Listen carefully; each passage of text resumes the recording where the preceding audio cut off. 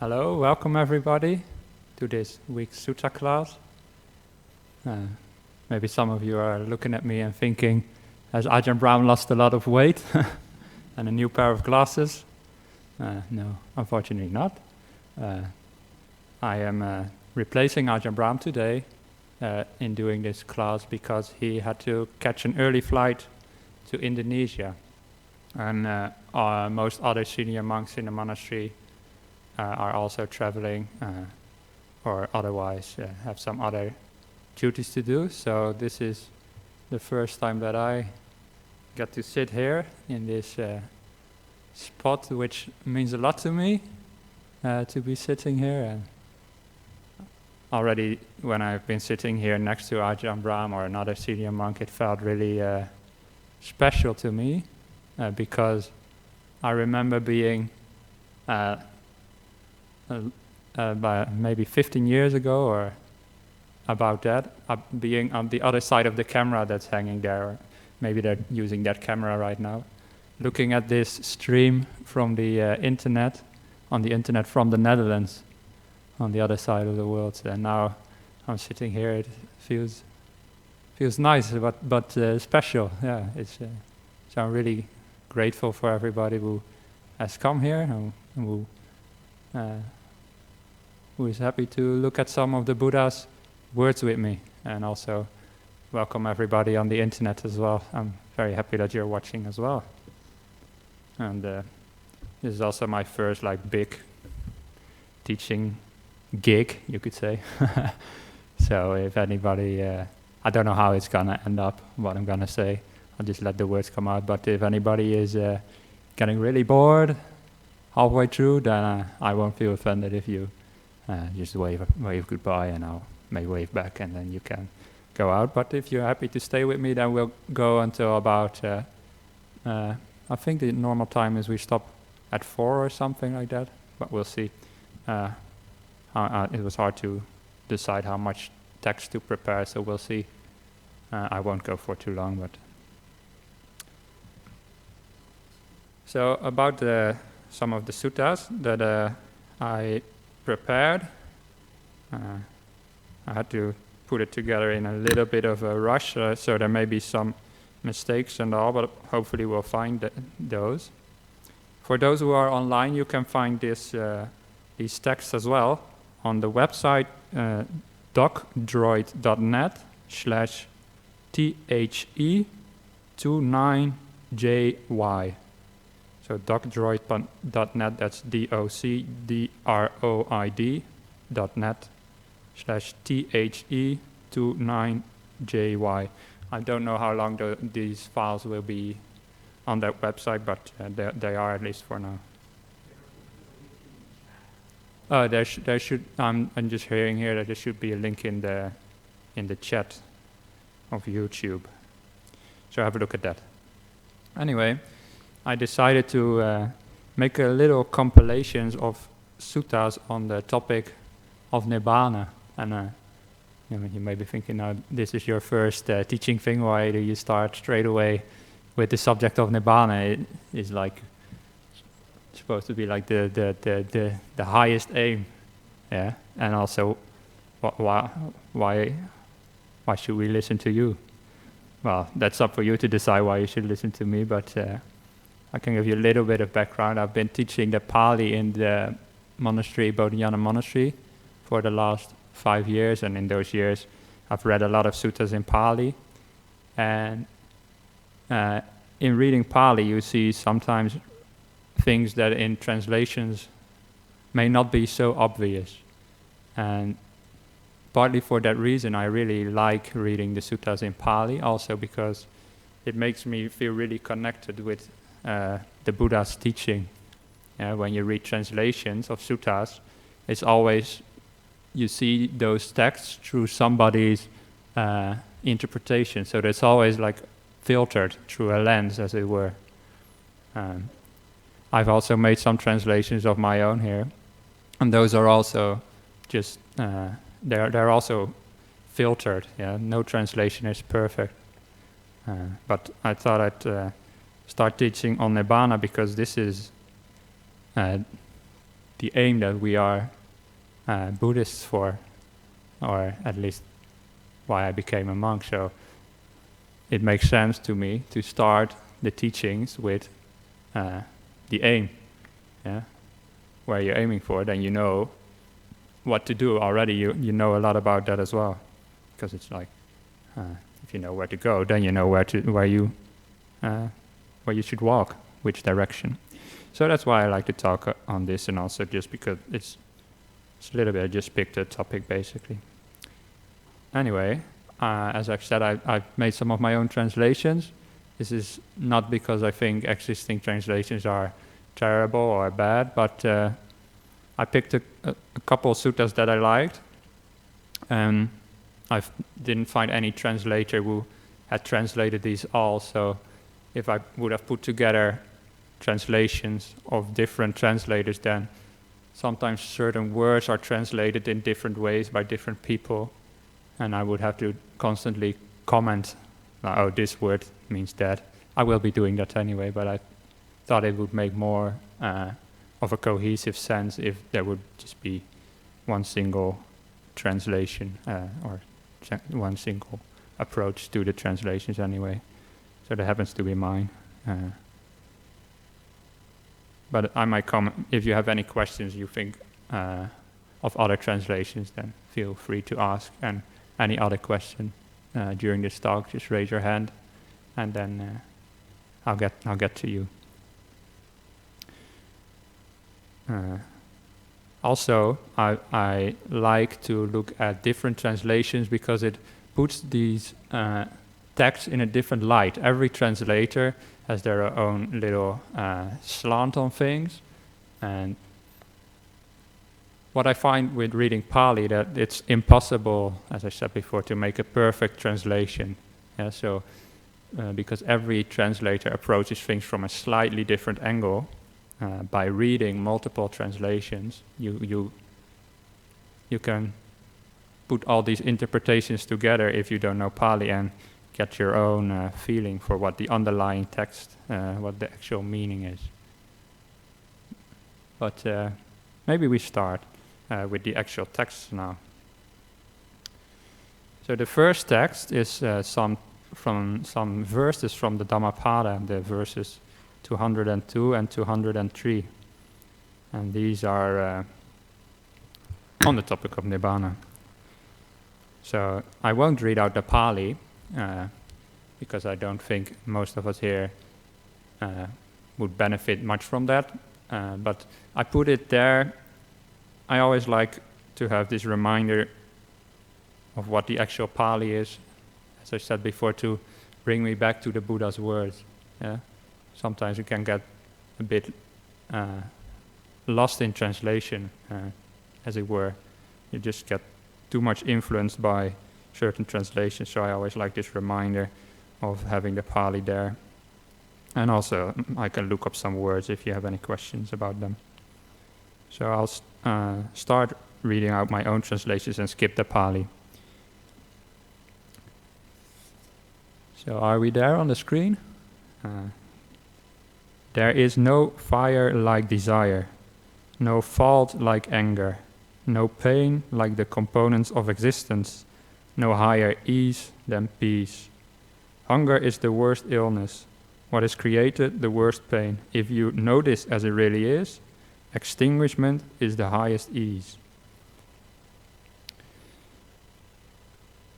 One thing about Pali verse is that it contains a lot of imagery and a lot of symbolism, sometimes very densely, a lot of symbolism can follow one after another, and often these verses are hard to interpret without having a more wider understanding of the Buddha's teachings. But I assume that many of you here, I've seen all your faces before, and I think most of us here have a wider understanding of the Buddha's teaching.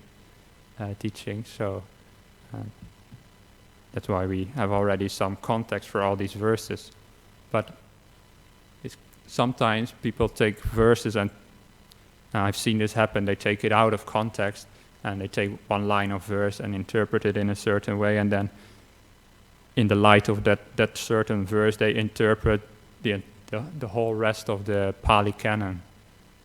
Sometimes happens like that, but that is not, in my opinion, not the best way to approach things. It's better to go the other way around. So for that reason, I've also added some other texts that will come later. But to get back to this verse, there is no fire like desire.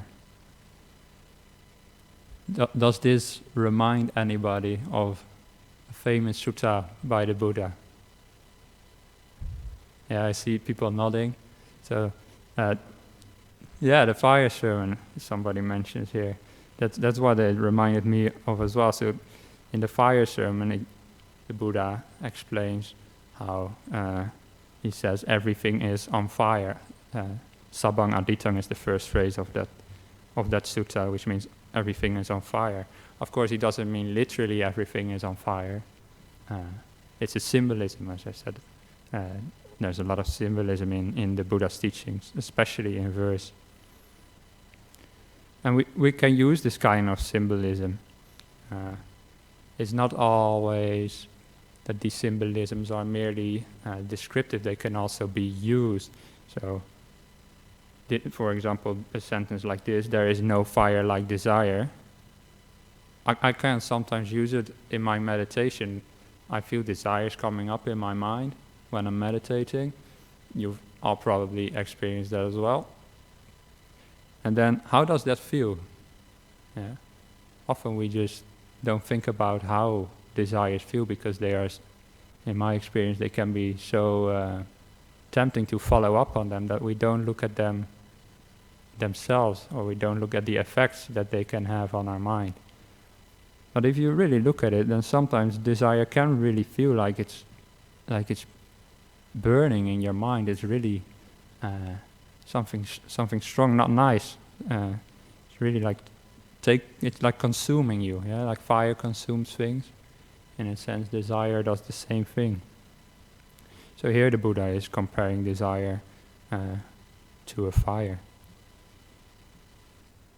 There is no fault like anger.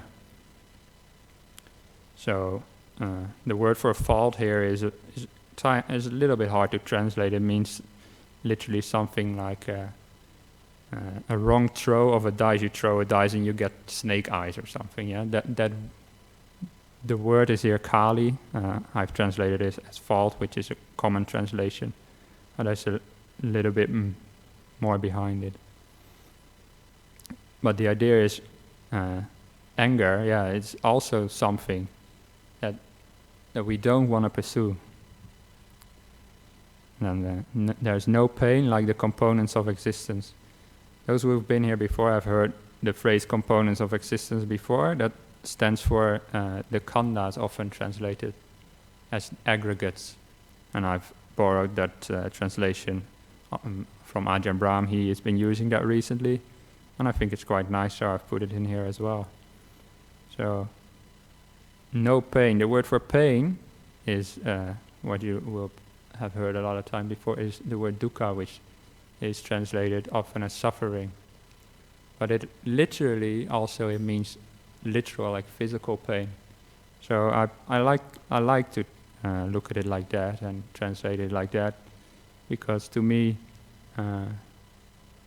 the word suffering, I don't know about you, but to me suffering can sometimes feel a bit abstract. It's like, suffering, what exactly, how does that apply to me? But if I read about pain, pain I can really relate to. It's like a physical feeling. Yeah.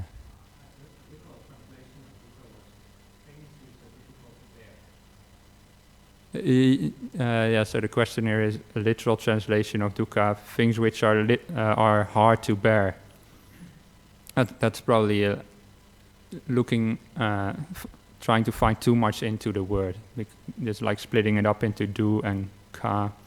I'm not sure if that is necessary to do. But if you look at the context, how the word dukkha is used, it's literally used for painful feelings in the body. And it also means suffering, but I like to give it a little bit of a different slant here and translate it as pain. So when we read the phrase, no pain like the components of existence, this is almost a summary of the first noble truth of the Buddha, the truth about dukkha. And then the last phrase of this first verse, there is no higher ease, that's sukha, than peace. So that would be, which noble truth would that be? Relate to? That would be the third noble truth of moving beyond suffering. So see how this verse contains a lot already. Moving on to hunger is the worst illness. What created the worst pain? This is like repeating the repeating parts of the previous verse, because hunger is often a synonym in the Buddha's text for desire as well. You know? So we've seen before that fire can be a synonym for desire, and here we have also hunger as a synonym for desire. And what's created is the worst pain or the worst suffering. And what's created the word is sankhara, and that word is discussed a lot because it can be a little bit difficult to translate. It can mean, as you've seen in Ajahn Brahm's classes, it can mean the will, but it can also mean things that are created by the will. And what I mean by that is the process of rebirth. Our existence is created, according to the second noble truth, by our desire to be. Yeah. So when we pass away and we still have some desire to exist, then that energy will carry on and create a next life, a new rebirth. And for that the Buddha uses the word sankhara also. So here what is created is the worst pain. It's, if you compare it to the verse above, then what is created, the sankhara, is a synonym for the components of existence, for the khandha, because it's almost the same phrase here, you see. No pain like the components of existence. What's created the worst pain? So these two, sankhara and the five khandhas, are often used interchangeably throughout the text, and here we have a very clear example of this. If you know this as it really is, extinguishment is the highest ease. That last sentence is Nibbānang paramang sukhang. Ajahn Brahm likes to say that phrase a lot. At least I don't know if he does here, but in the teachings in Bodhayana Monastery, he very often quotes this phrase. So what I translated as extinguishment, that is the word nibbana. So we've seen before already this analogy to fires, and it happens in a lot of suttas, these analogies to fires. And fire burns, it's not nice, and the opposite of when a fire goes down, that is called nibbana of that fire. It's called the extinguishment of a fire.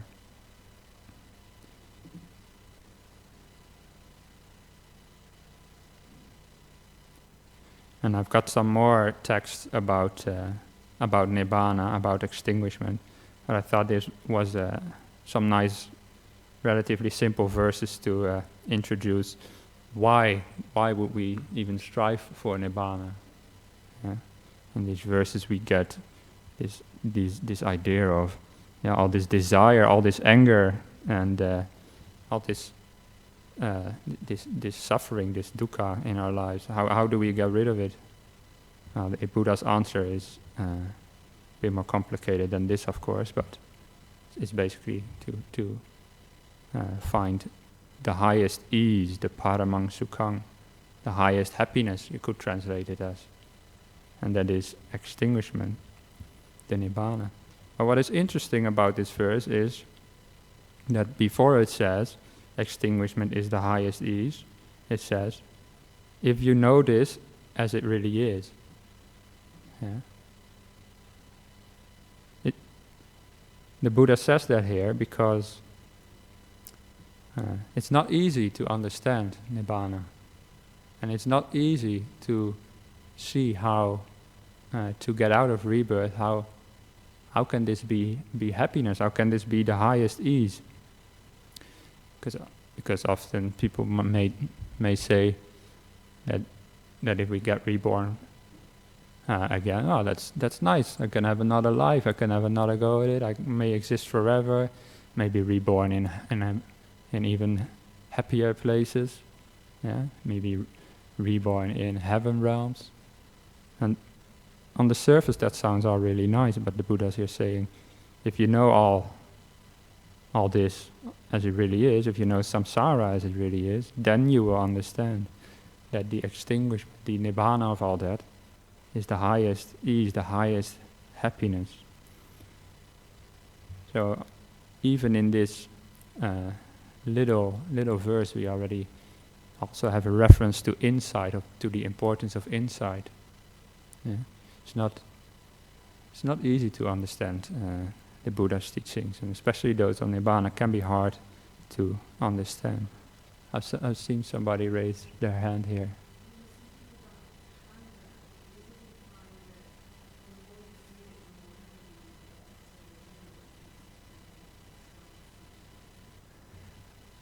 Just to repeat it for the internet, the question is about hunger. If it's implied that the more you feed hunger, the worse it gets, yeah? And about physical hunger, I don't think this is about physical hunger so much, it's more about the hunger of the mind, yeah, the desire of the mind. And I think, yes, the more you feed it, the more you will be insatuated, as it were, like be unsatisfied with things. It's always, the mind is always moving on to the next thing. You have a craving for something, and you may fulfill that craving for a while. Maybe have a desire to watch some movie or have some certain food, and then you can fulfill that craving for a while. But then afterwards, in my experience, the mind gets back on you, as it were, with even stronger craving for the next time. And this is maybe why people get into addictions. They just can't get enough. They always need the next rush, the next thing. So, yeah, that's a good point I think you've made.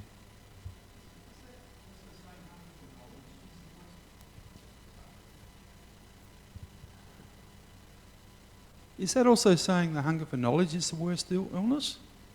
No, I don't think that is included. I think it only means here, like the kind of desires which are not helpful, which are unwholesome for the Buddhist path. Yeah, so there are wholesome desires and wants as well, like the desire to find peace, for example.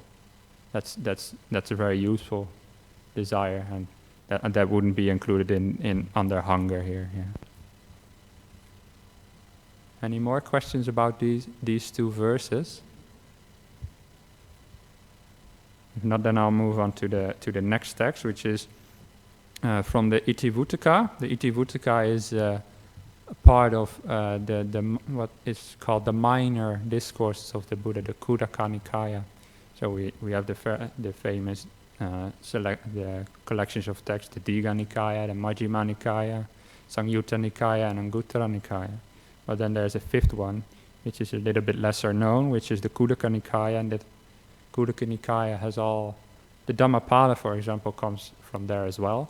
It has all these little books on, little collections of texts, and the Itivuttaka is one of them, which is often considered also part of the early texts. So, to read it out, what it says here, or at least what it says in my translation. There are two kinds of extinguishment. What are those two? The kind of extinguishment which leaves a remnant, and the kind of extinguishment which leaves no remnant. This is an interesting text here, because this is not the only place where the Buddha says this, but this is the clearest place where he says that by extinguishment, by Nibbana, he's not just referring to one thing. When he uses that term, he may refer to either one of two things.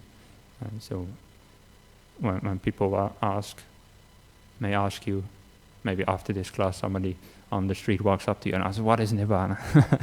And then you say, well, I could answer that question in two different ways. Yeah, there's two ways that the Buddha talks about Nibbana. I find that this is very, very often overlooked, actually.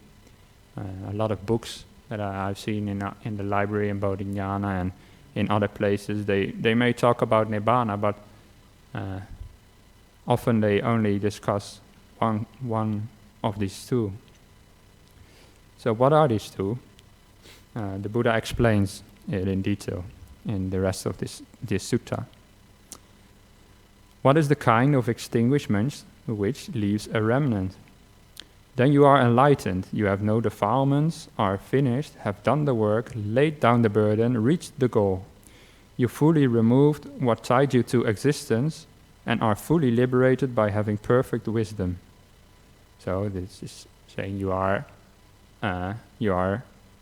done the Buddha's teachings. Yeah, you are an arahant, as they call it.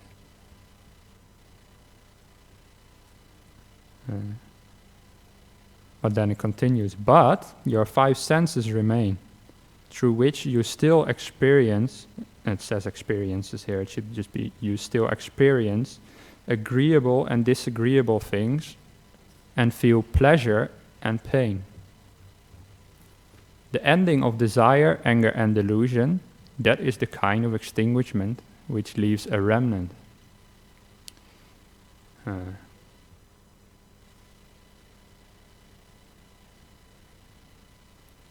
So this is the first kind of extinguishment, which is the ending of the defilements of the mind, the anger and the craving, the desire and the delusions in the mind. And Ajahn Brahm and other monks have talked about these subtopics for many years, so I won't go into much detail of what that all entails.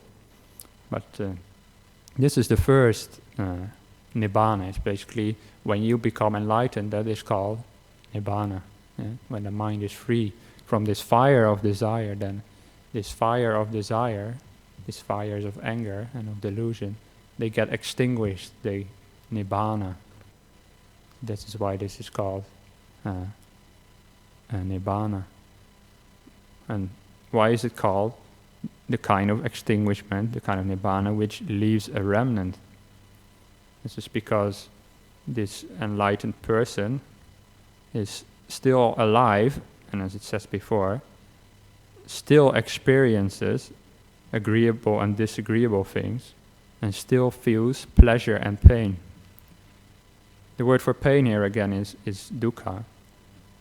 This may come as a shock to some people, but it says here literally that enlightened beings, they still experience the suffering. Yeah? They still feel pleasure as well, but they also feel pain, the dukkha. Why is this? Because life is intrinsically suffering. Even for enlightened beings, they still experience pains in the body, and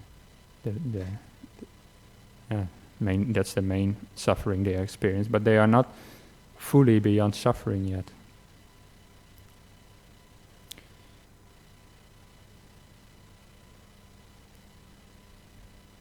So what would be the second kind of, Nibbana, the second extinguishment? Does anybody have an idea on that? So yeah, Ananda. Yeah, this is Ananda has you right. When the enlightened being, when they pass away, then that is also called Nibbana. This is the second Nibbana, the kind of extinguishment which leaves no remnant.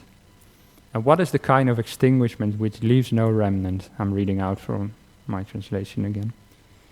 Then you are enlightened, you have no defilements, you are finished, have done the work, laid down the burden, reached the goal.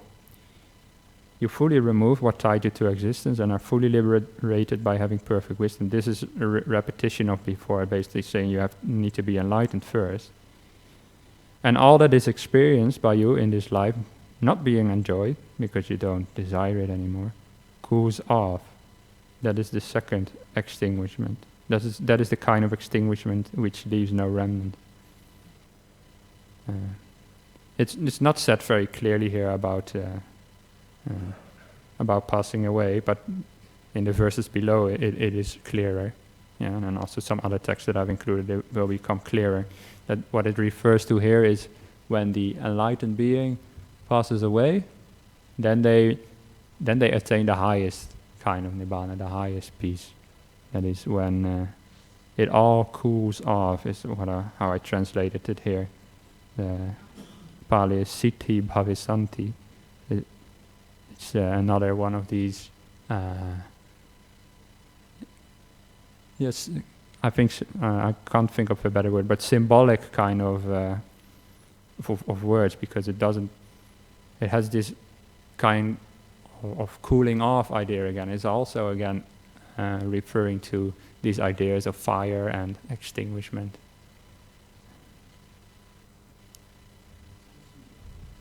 Yes. I think a microphone is coming. Let's wait for that for a moment.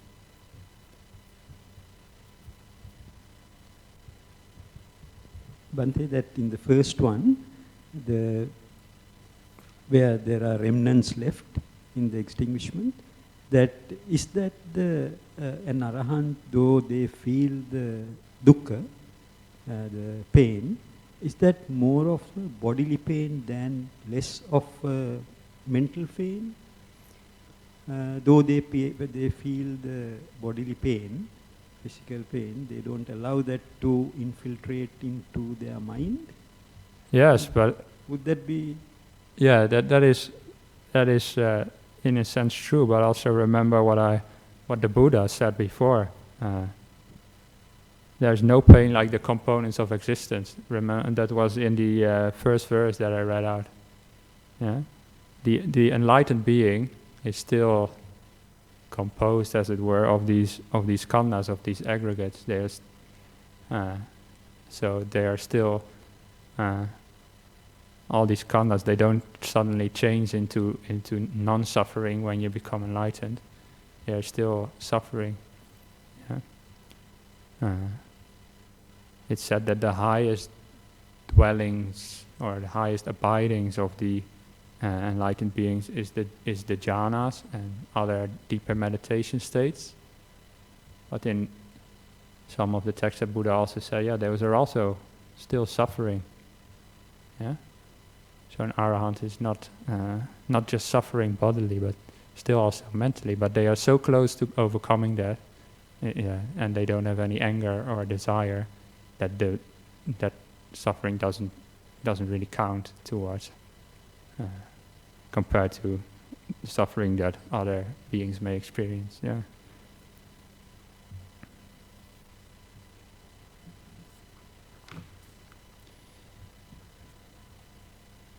So let me read further, and there are some more verses here, and often in suttas the verses, they summarize what has been said before. I've sort of touched on this already earlier.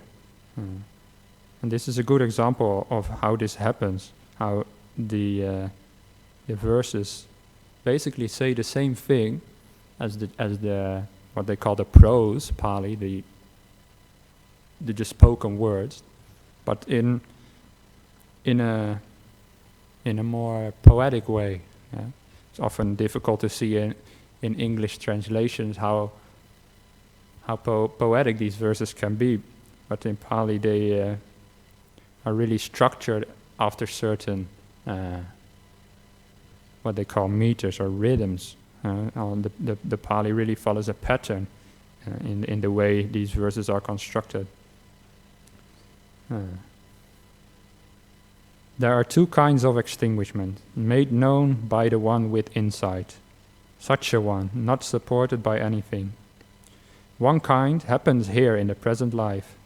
The watering of existence is ended, but it leaves a remnant. But leaving no remnant after this life is where existence completely ceases. So there are two kinds of extinguishment, made known by the one with insight. And the one with insight, that is the Buddha, of course. Such a one, there's a sort of like an honorific term, as it were. Doesn't carry much meaning. The Pali here is tādhina, which means as such. So what it means by such a one is an enlightened one. Not supported by anything means it could also be translated not needing anything, no desire anymore, nothing that keeps him in samsara, keeps him supported in the process of rebirth. One kind happens here in the present life when you get enlightened. The watering of existence is ended. This is another thing which I found a little bit hard to translate, and most translators struggle with putting this this word that I translated as watering. They struggle with that. Bhikkhu Bodhi believe translated the conduit of existence, but that doesn't mean anything to me anyway. The conduit of existence, I don't know what that means. But watering of existence, I've got here. The Pali word is, what was it? Neti is it's watering. Neti literally means a canal where water flows through. Nurturing would be. Sorry, the microphone arrived too late. Yeah. Does it mean nurturing? Nurturing, that's how you could that's a good explanation of what it means, It literally means something like what leads water to something. It's like as I said before, like a canal. So what it means is if you cut off the water to something, it can't grow anymore. So if you cut off the water going to the process of rebirth, to existence, then it's a synonym for craving, basically. And if you cut that off, you won't be reborn anymore. It says it here in a bit of a flowery language, as I said before. The verses can be very symbolic. So we don't have to find too much meaning in some of these words, but the watering of existence is ended, but it leaves a remnant, as we've seen before, the remnant still being alive, still experiencing things through the senses, still experiencing pleasure and pain, happiness and suffering. But, and this is the good news, leaving no remnant after this life of the Arahant is where existence completely ceases. So this is where existence is suffering. It's always such a drag, basically. Can be. This is where, after the enlightened being passes away, this is where existence completely ceases. So this is the second kind of Nibbana. So the sutta talking about the two kinds of Nibbana, if we remember this, that there's two kinds, then we can, when we read other suttas, we can use this information to figure out which kind of Nibbana the Buddha is talking about in different texts, because, as I said before, this is only one of the very few places where he specifically mentioned teaching two kinds of Nibbana. But most of the time he doesn't mention this, he just mentions Nibbana. And then sometimes he's referring to this first kind of Nibbana. Actually, this is the one that is most often refers to. It's the enlightenment Nibbana, when the desire, anger and delusion, when those go out, when those extinguish. This is the first kind of Nibbana. But in other suttas he may be referring to the kind of Nibbana. When an enlightened being, when their existence ends. And this is, for example, in the Nibbānadhātu Sutta, when the Buddha himself passes away, is a good example of this. Yes, Venerable, did the Buddha go through this himself as well? Like towards the end, he was suffering with bodily pains and the stomach and all that sort of stuff. Yeah. And then at his final Nibbana, that was the, that was when there were no remnants left. So. Yeah, this is a good point that you bring up, actually. That the Buddha himself even said that he was still suffering. Yeah, even though he was fully enlightened, he was still also had suffering. And it's quite often overlooked, actually. So thank you for bringing that up, because often you hear, "Oh, if you don't crave anymore, you don't suffer anymore." But when we read these kind of texts, it's quite clear that it's not.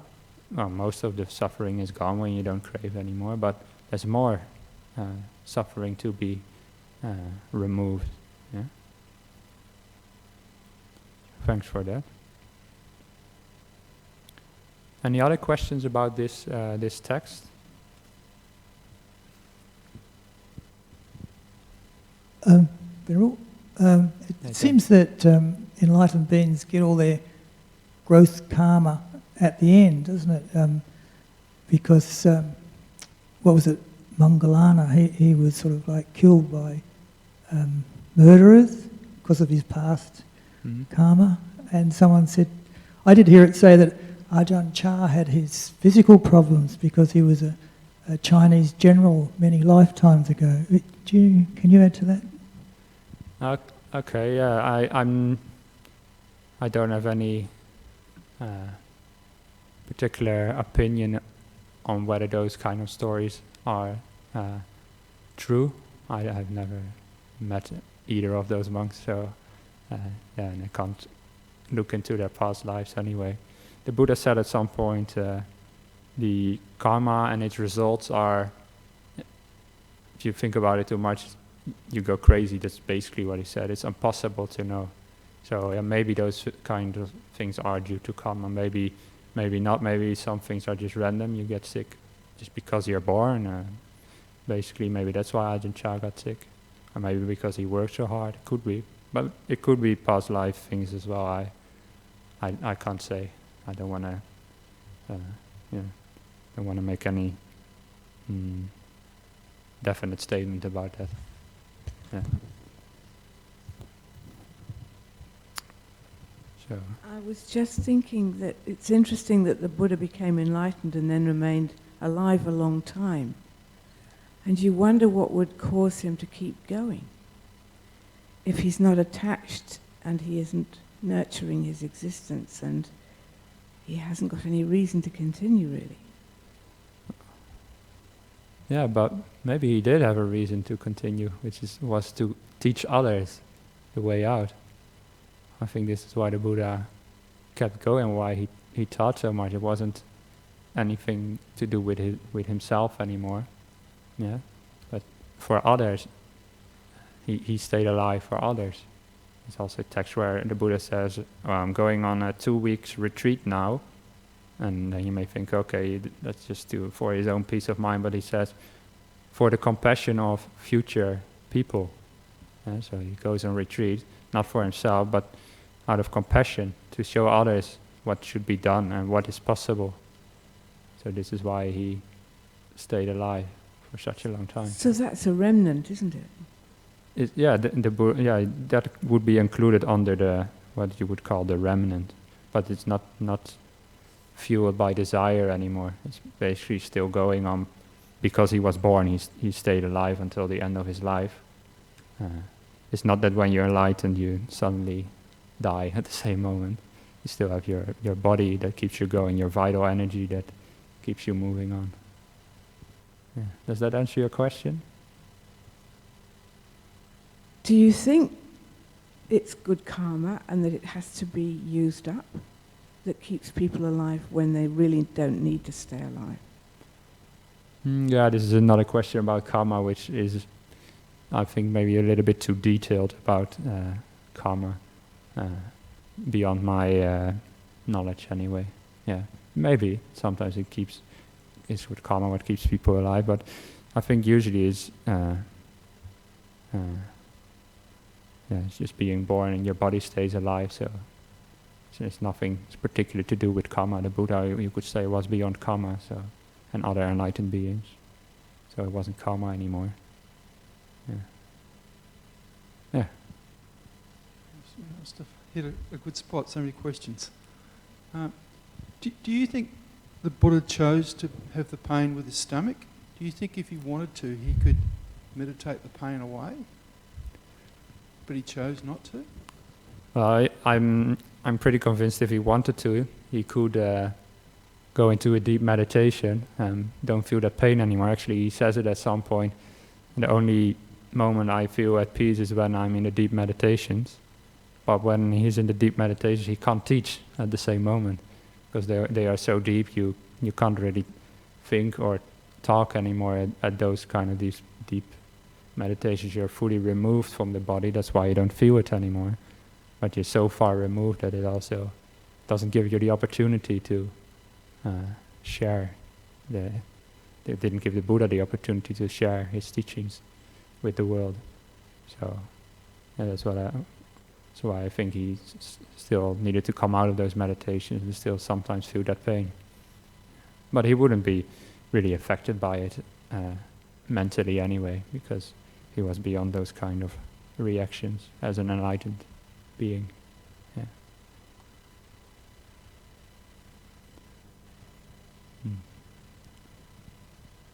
It's already 3:45. I think it's only like 14 minutes left, so I've still got quite a few suttas. I think I've chewed off more, or I've bitten off more than I can chew, but who knows, maybe I'll have to come back another time, but we can do a little bit more.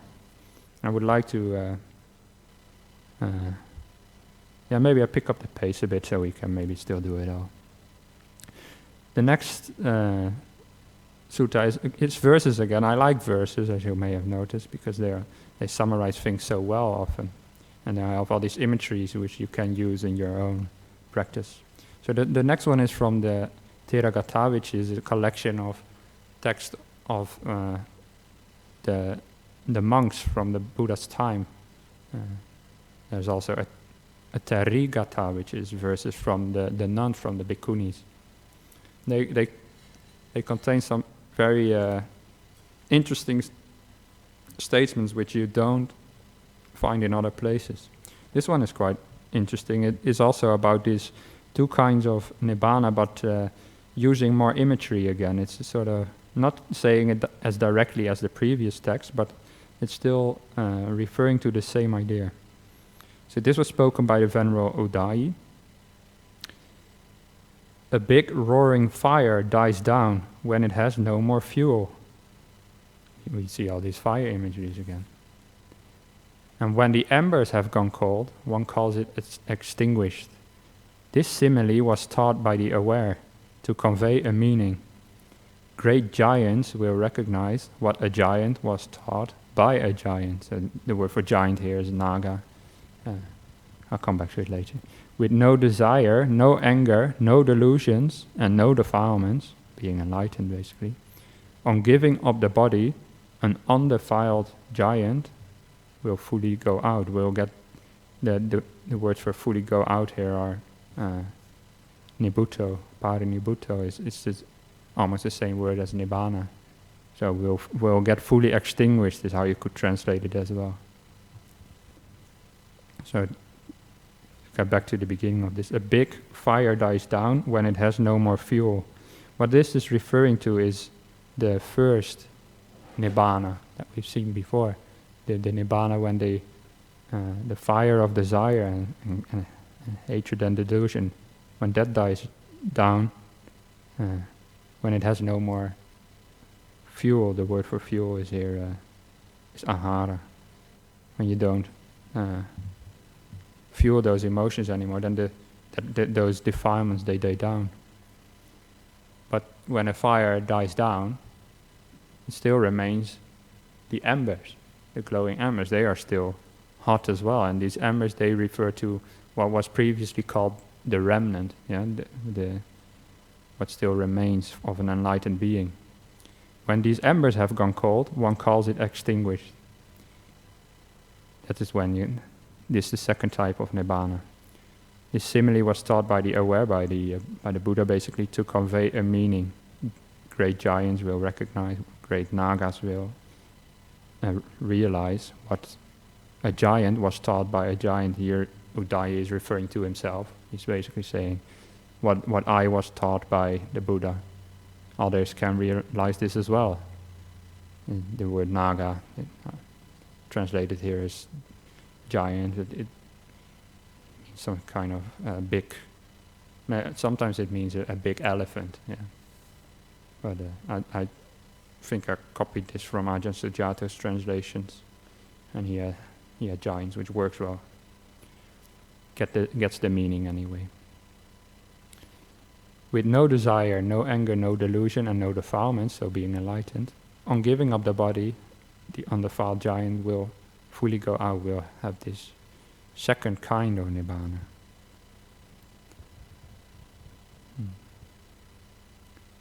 So we see here a reference to these two kinds of Nibbana as well.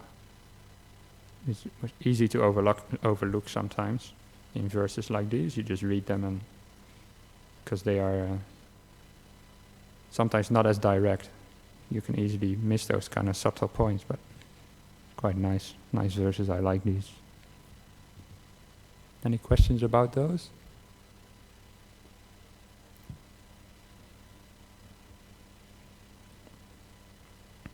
So the next sutta is also on the subject of Nibbana. It again has all this imagery of heat and fire as well, which Nibbana is all about extinguishing these fires. But it uses it in a slightly different way. And I like it especially because of the last statement that we will come back to later. Imagine a man takes a pot out of a potter's oven and places it on a flat piece of ground. The heat dissipates right then, and only pot shards, a broken pot, will be left over. So too, as an arahant, as an enlightened being, you understand that after your body breaks down, when life ends, all that is experienced, not being delighted in, cools off right then, and only bodily remains will be left. You have a little throwback here to one of the suttas we've seen before. All that is experienced, not being delighted in, not being enjoyed, I've had before, because they don't crave for those things anymore. It cools off. Siti, bhavisanti. So here, what the Buddha is doing here is comparing the body to a pot, basically. Yeah. And then when the enlightened being dies down, only bodily remains will be left, just like this pot that has cooled off will only have the pot shards will be left, the pieces of the broken pot. And when I read Buddhist texts, quite often they are a little bit vague about what Nibbana is about, this Parinibbana. They sometimes call it a certain consciousness or something like that. And those who have been here before and follow Ajahn Brahm's teachings, he knows he doesn't like those kind of ideas and goes against them quite a bit. And here we also see very clearly what the Buddha is saying. Only bodily remains will be left of the enlightened being. All the rest has cooled off, has gone away. So I'll become peace instead. No more experiences of suffering, no more experiences at all, actually. This is what has happened to the enlightened being. And as I said before, this may be hard to see how can this be the highest happiness. Yeah? as we've seen in the first text, if you know this as it really is, Nibbana is the highest happiness. Can be hard to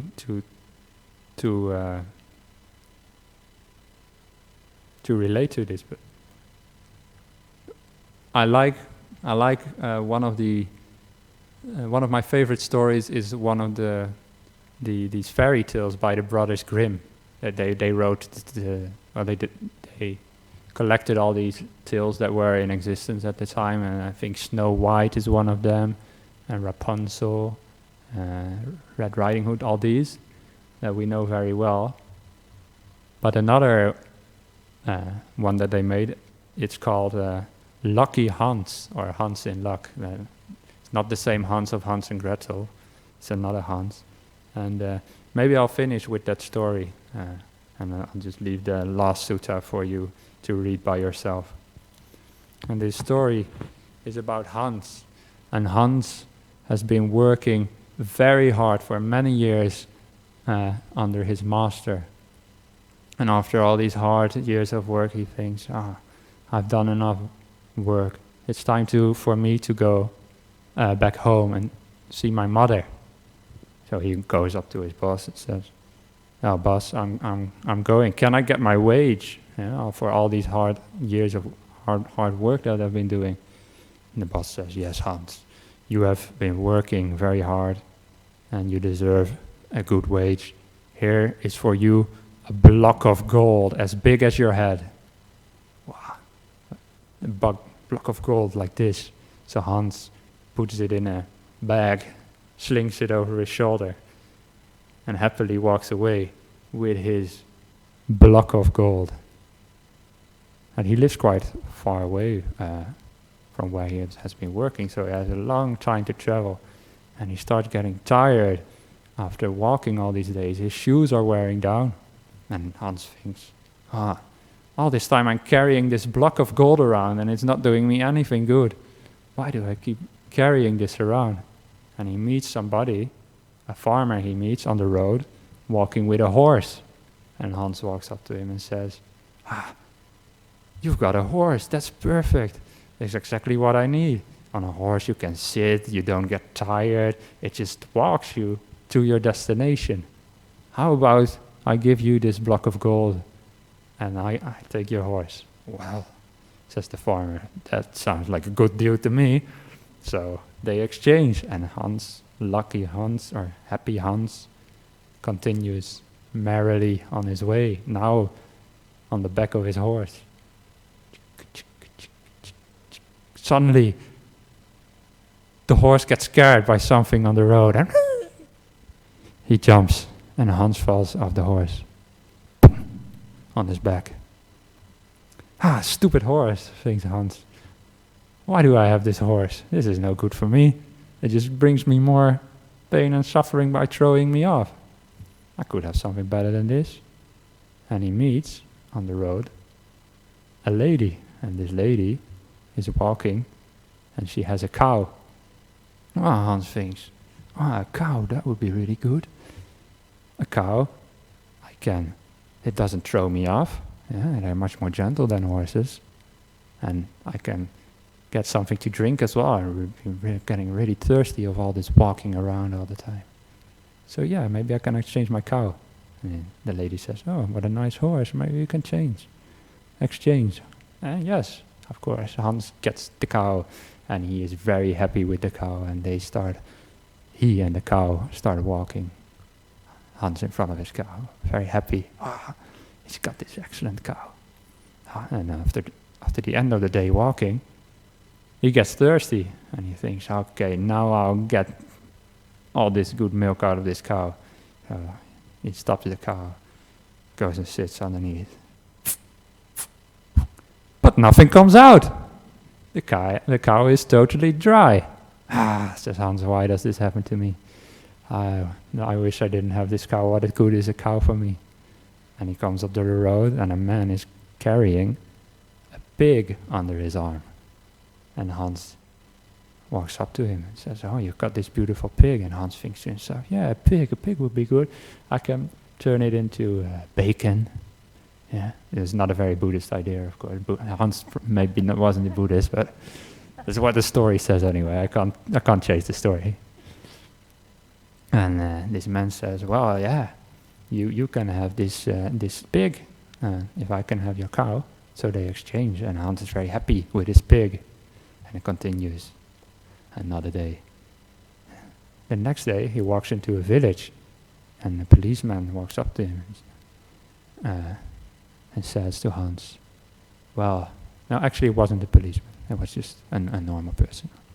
So that this person walks up to Hans and says, "I see you've got this pig, but don't you know that in the village, a pig got stolen yesterday?" "Yeah, and the police are looking for him. So I don't want to get you into trouble. How about you change this pig with my goose? I've got a goose." And Hans thinks, "Yeah, this pig will give me nothing but trouble. Why do I have this pig? I should get the goose, and the goose at least I can make it into a pillow or something. Yeah, maybe we can use the fat for something." Again, not very Buddhist, but Hans thought that anyway. And he takes the goose. Happy again, he continues on his way. And then in the next village, he meets a man, and a man turning a wheel, grinding knives. Yeah, how they did it in the olden days, they did it by hand. And Hans is very interested in this. He says, "What are you doing?" "Yeah, I'm grinding knives. Somebody who grinds knives always finds a job. In every village people have knives, and they have scissors and other tools that they need to sharpen. So as a knife grinder, I always get by, I always get money, I always get new shoes, I always get something to drink, I always get something to eat, I get nice pillows.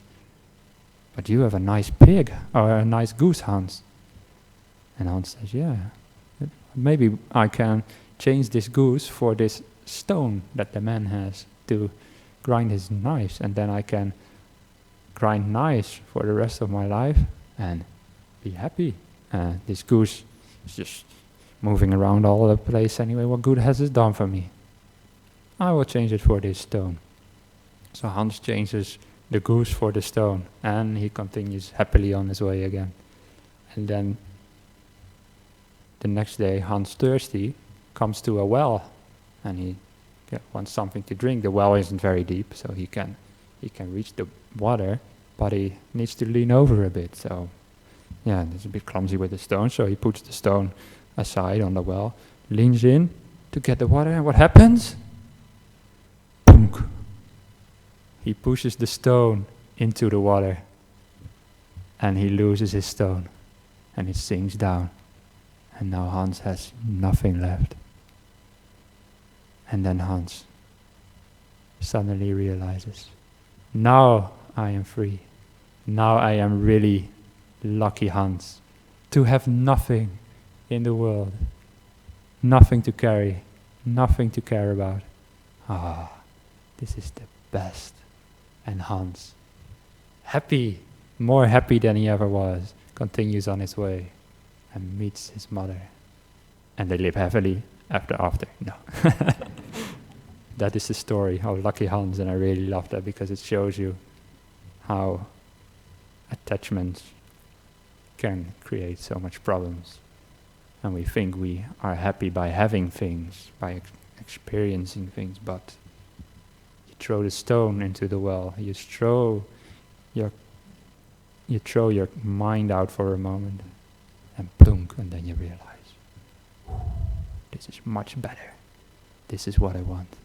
This is the paramang sukhang, the highest happiness, when it all stops and there's nothing more to carry than we are lucky Hans. Thank you everybody for your attention and for being here. If there's any more questions, then please feel free to ask. As I said before, there's another text, but we don't have time for that, so maybe one day in the future I can do that one.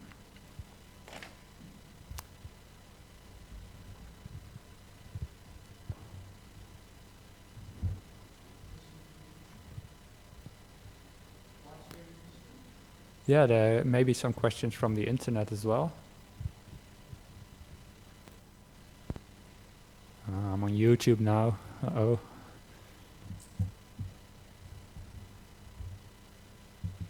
This is a question all the way from Ukraine. Hello, person from Ukraine.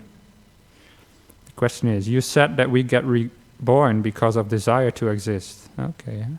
What if I die with no desires at all in my mind, but have some karma left?